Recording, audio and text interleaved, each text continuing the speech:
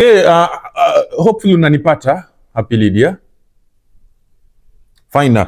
Nataka kukuuliza kitu hapa, uelezee watazamaji ama uelezee sote kwa pamoja. Unadhani wale watu wote ambao wametoka Kenya na kwenda zao kufanya kazi special nchi za Uarabuni, ni kitu gani ambacho yule mtu ambaye yafanya kazi kule ambacho once akishaki attain, akishakipata, unadhani kambe kama ndio atakuwa na ule huru wa kusema sahi nimepata kile ambacho nilikuwa nakitaka, afadhali nirudi zangu nyumbani nikatue, nikapumzike, ama nikendeleshe biashara zangu, ama nende nyumbani nikaketi kwa sababu biashara zangu zina run kitu? Yani ni kitu gani, ama ni pesa ngapi, ama ni nini ambacho mtu anastahili awe akonacho ashakipata, ama ashakipigania mpaka akakipata, ndio maana akaamua kurudi zake nyumbani atulie? Because we can see a lot of people at the moment as we are talking, ya kwamba mtu anakaa Uarabuni kwa miaka nenda miaka rudi, anaenda nyumbani anarudi tena Uarabuni, anaenda nyumbani anarudi tena Uarabuni, na kile ukimwambia atakwambia kwamba hajapata kile kitu ambacho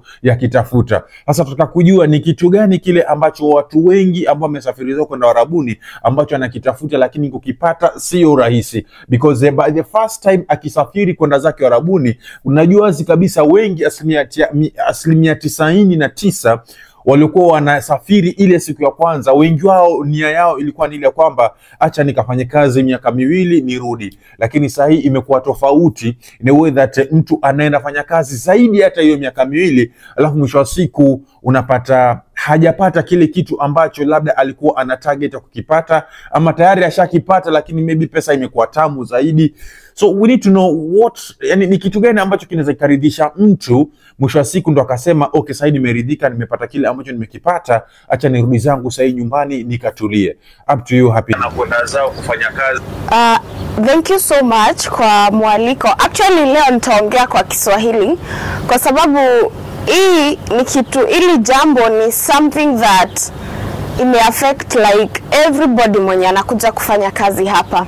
Mwanzo umeniuliza ya kwamba kwa nini ama ni nini hicho ambacho mtu anahisi like amepata so that anaweza enda back to the country. But kuongea ukweli, like here in Gulf, uamuzi ndio tu inaweza fanya mtu akatoka hii nchi arudi nchi yake nyumbani. Kwa sababu tunakuja hapa na tegemeo tutapata pesa kwa miaka miwili, baadaye tuende tukajianzishie biashara ama hata mtu afanye any other investment in home. Lakini the fact remains, pesa hatupati ya kutosha. Furthermore, tukikuja hapo tunapochukua ndege kutoka nyumbani, watu wengi wanakuwa na ile matumaini like mtoto wetu ameenda Uarabuni kwa sababu ameenda kutafutia pesa, kwa sasa maisha yetu yataanza kubadilika. So unapata watu wengi ni wenye wako overloaded na majukumu. Yani majukumu yamekuwa mengi hata kulipo alipokuwa pale nyumbani Kenya. Majukumu yamekuwa mengi zaidi. Pesa zake kidogo zenye ambazo anapata inabidi anajigawia za kutumia hapa, kwa sababu pia hapa tuko na matumizi. Unahitaji kujibaia mafuta, unahitaji kujibaia vitu mingi. Unaporudisha zile pesa pale nyumbani unabaki bila pesa. Actually situation mingi sana ni zenye zinakumba watu, like every month unapata pesa ambazo unaweza kusave ni chache sana ama hata hakuna. Unasikia emergencies zote za nyumbani wewe ndio in charge, ama anything else to do with money. Kwa hivyo nikisema ni nini ambacho mtu anaweza pata hapa arudi nyumbani, mimi naweza sema tu ni inatokana na uamuzi kabisa. Hakuna ambaye anapata za kutosha. Tulikuwa na matumaini, tukitoka nyumbani tulikuwa na mipango, lakini ile mipango si inakujanga kugeukia hapa. Wengi wetu ni venye tulikuwa tumesema nafika kwanza nipate pesa, nibai shamba, nijenge nyumba. Haifanyiki urahisi. Like it's not happening so easily. Unapata pesa ambazo unapata kila siku ni pesa zinaingia zikitoka. Hata lugha mingi ya watu wenye wako hapa Gulf, especially in Qatar, utasikia wakitumia lugha ya pesa imeingia lakini inatoka. Like it is an in and outlet money. Aisimami kamwe, aisimami at all. Labda pale ukue kabisa umejinyima vilivyo, na ile kujinyima inafanya watu wengi tuko hapa hadi tukosane na marafiki zetu nyumbani, tukosane hata na members of the family, kwa sababu ile pesa haitoshi. Ya pili yenye naweza sisitizia, yenye inafanya watu wengi atutoki hapa Uarabuni, ni kitu ambayo hatuna exit plan. tulikuja hapa tulikuwa na plan ya kuingia, lakini ile plan ya ku-exit, yani umekaa chini you can make decisions ya kwamba nitaenda na kiwango hichi nilicho nacho, hata kama ni chache, nitarudi pale nyumbani na nitaweza kufanya something small. Like hakuna mtu anapata exit plan ya kutosha, kwa sababu pesa za kila siku tunasemanga ni kama tunakuwa wafungwa wa salaries.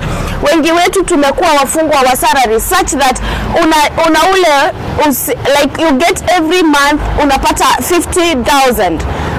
Unakosa kukaa chini kurealize like unafaa kuplan in case of anything, kwa sababu mambo yanatendeka. Waweza patwa na like ugonjwa mzito yenye inafanya hewa ya huku kupeleki vizuri, umeambiwa urudi pale nyumbani, but lack of exit plan inafanya watu wengi wanabaki kwa hizi nchi miaka 4, 5, 6, 9, 10 hata na zaidi. Wengi ni wenye wameishi hapa miaka mingi kwa sababu ana mpango wowote ambao anahisi nikienda pale nyumbani niweze kufanya hili jambo nitaweza kutekeleza kupata fedha kivingine isipokuwa kuandikwa. So hii ni challenge, hii ni mambo ambayo watu wengi wako hapa Gulf wanakumbana nayo, na ndio maana wanaishi hapa, ama rather tunaishi hapa kwa miaka mingi. Lakini mtu akikuja kukaa chini ya realize like kuna nyumbani, that's the time it starts to hit well. Kwa sababu tunajionea huruma sana ambao tuko hapa. Tunadhani tunapata, lakini vile vipato vinakuja viki disconnect. Kwa sababu kuna msichana ambaye ako na mtoto hapa, Mr. KG, pia kuna mbaba na mtoto hapa, unamprovidea yes, lakini ile connection inaendelea kupotea. Kwa hivyo tuna lose nyumbani, yet tuna gain hapa kifedha peke yake, na sio fedha za kutosha, ni fedha chache sana ambazo zinaingia zikitoka. Tutapoenda tunataka kurudi nyumbani, unapata mtoto anakuaddress kwa jina yako. Kama mimi ni Lydia, unasikia mtoto ananiita mambo Lydia, umekuja, na sifai kushangaa. Sifai kushangaa kama, kwa sababu ule uhusiano wangu na ule mtoto ushapotea. Mimi nimeishi Uarabuni miaka mingi, anawatambua ambao anaishi na wao pale nyumbani. Kwa hivyo tuseme Mungu atujalie ambao tuko hapa Gulf tupate kupata exit plan.